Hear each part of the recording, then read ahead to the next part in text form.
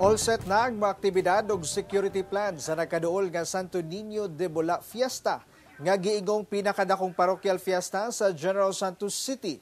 Ano ang report ni Abby Caballero?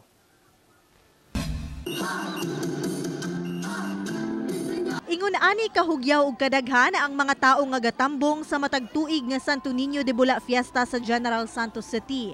Gani sa milabing mga tuig, libuan ang natala nga midayo sa maong kapistahan. Kini ang giingong pinakadakong parokyal fiesta sa syudad. All set na matud pa ang mga aktibidad sa 46th Santo Niño de Bula Fiesta karong tuiga. Gani magsugod na adlawng Sabado ang first novena.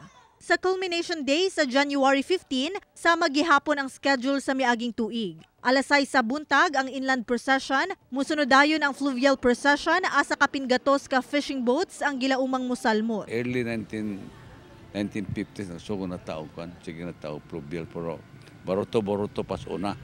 Antod na imong lansa, antod na imong barko. Amo na kita every year god kana to isang festival that's to pay tribute to the old people nga nagsugod sa tuna industry. Paghuman sa fluvial procession, musunod ang pahalok sa imahe ni Santo Niño ug ang candle lighting. Dili sab mawala ang traditional sinulog dance nga maoy usa sa highlight sa fiesta ug ang isda-isdaan festival competition. Samtang anaamatod pa sa 200 to 300 ka safety and security forces ang ipakatag sa maong adlaw. Maghangyo ko po sa atong mga residente o sa mga mamistahay nga unta mahapsay lang ang ilang pagbisita ang kanang mga dayo mo kooperar po unta. Kauban si Gary Balantay sa kamera. Ako si Abby Caballero para sa One Mindanao.